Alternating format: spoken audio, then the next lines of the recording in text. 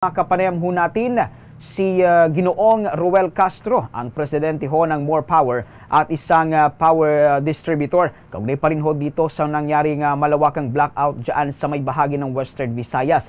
Maraming salamat ho Ginoong Castro sa oras na inilaan nyo sa Bombo Radio Philippines. Ito ho si Bombo Victor Liantino together with Bombo Alay sa Eclarinal. Good morning and welcome to the program. Yeah, good morning. Magandang umaga din po, no? And thank you po sa opportunity na to. And yes po, kung may mga tanong po kayo, we're ready to respond to the best that we can po. Thank you, Sir Castro. Matanong ko lang ho, gaano po kalaking bahagi ng saklaw ninyo eto hong ang naibalik na ang normal na daloy ho ng kuryente? Okay. Well, you know, iba't ibang oras, no? Iba-iba yung percentage kasi naman that's based on demand, no? But I'll put it based sa peak demand natin na mga 130, 140 megawatts for the city of Iloilo, no?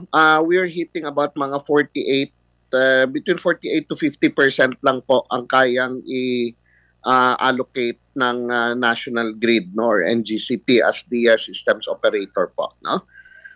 So if based on peak, we're about mga mga 50% po. Sir, matanong ko lang, ano po ba talaga itong naging pinag-ugatan ng power blackout at bakit sa panahon ng bagong taon ito nangyari? Well, I would say there are combination of there can be combination of causes, no. However, well, if you look at the incident, ang po kasi, well, in my perspective, no, or I'll start a little on the what happened. At 12 o'clock noon nung January 2, 83 megawatts ang nawala from the system, no, dahil nagkaroon ng shutdown ang unit 1 ng PEDC, no. Well, at that point in time, at 83 megawatts mawala, medyo malaki yun, no, for the demand ng island. Then after 2 hours, 6 na planta naman sunod-sunod, no, ang shutdown. Now, the question is, bakit nagkaroon ng sunod-sunod na shutdown after 2 hours? No? And to put it in proper perspective, itong mga faults kasi, no, are possible, and this can always happen. Mag-conk out ang planta, mag-linya, no, there will be some disturbance. Now, and the system operator or NGCP na is supposed to protect the system, no, para hindi mag-collapse, no.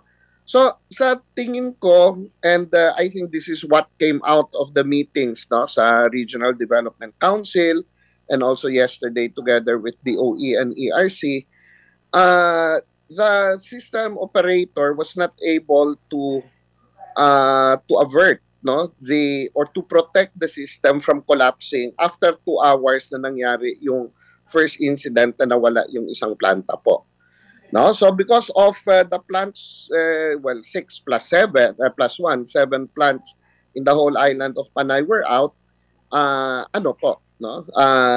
nagkaroon ng total blackout. Sir, so that's how we understand the situation po, no. Sir, may katanungan rin ang aking kapartner dito, si Bombo Alay. Sa Bombo Alay, so go ahead. Okay, yes, Sir good Castro, morning po. Good morning po, Mr. Castro. May tanong ko po, no, posible po bang maulit ang kaparehong senaryo sa panahon ng peak ng El Nino phenomenon, kung saan po malakas ang konsumo sa mga kuryente, Sir Castro? Yeah, posible. Yeah. Again, even if there is enough, well, sabihin na natin there's enough generating capacity, no? It's possible if the protection system ng system operator will not activate or will not be working, no. So even if you have more than enough generation capacity, if ang protection system will not work, no, then hindi ma-protect yung yung buong system. So if you're asking me if it will happen, it is possible. Because if you remember, April of last year, ganun din ang nangyari. Now, although ang cause noon was disturbance in the subtransmission line of Seneco sa Bacolod. So doon nagsimula, nagkaroon ng fault, pero lahat ng planta sa Panay were affected. Lahat kami na shutdown. And lahat shutdown, and it also took us 3 days. Or took, we had to suffer for 3 days bago bumalik ang kuryente. And then now it happened again, no? Although ang cause is power generation, but if I were to look at it, parang nagkaroon ng parang yung system, yung protection system has not activated. I mean, yan yung from a layman's point of view, no? Can you that, sir? Okay, sir. Yes po, no? Yes po. In line with that, Sir Castro, matanong ko sino ho ba itong may kasalanan sa nangyaring power outage knowing na napakalawak talaga nung nangyaring shutdown? Again, if we follow the discussions, the last 2 days, no? Looks like it's being it's being pointed to the systems operator, no, which is the National Grid Corporation of the Philippines, no? Kasi sila naman yung may mandate to to protect the system, no? And yun nga, I mean, the fact na nagkaroon ng total blackout, no, means that the system has not been protected, no? So from my point of view, I mean, from a very simplistic understanding, yan po yung nangyari po. Balik naman sa akin, sir, no? Matanong ko lang, ano ho ba itong inyong reaksyon sa naging pahayag ho ni ACT Teacher Party List Representative Franz Castro na dapat din ho kayong managot dito ho sa nangyaring blackout sa Panay Region?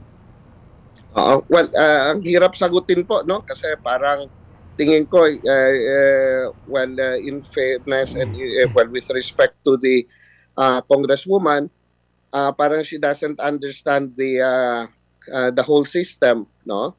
And mahirap na po mahirap nang mag-respond kung mali naman yung basis nila po, no? So I'd rather keep I won't react to it because mahirap hindi kasi I mean, it was just an accusation and walang basis po 'yan. With that, Sir Castro, maraming salamat po sa oras at mga impormasyon na ibinahagi mo sa aming mga manonood at mga tagapakinig. Opo, salamat po at magandang umaga. Thank you. Kabumbot ka Star Nation, si Mr. Ruel Castro, ang presidente ho ng More Power Distributor dyan ho sa may bahagi ng Western Visayas.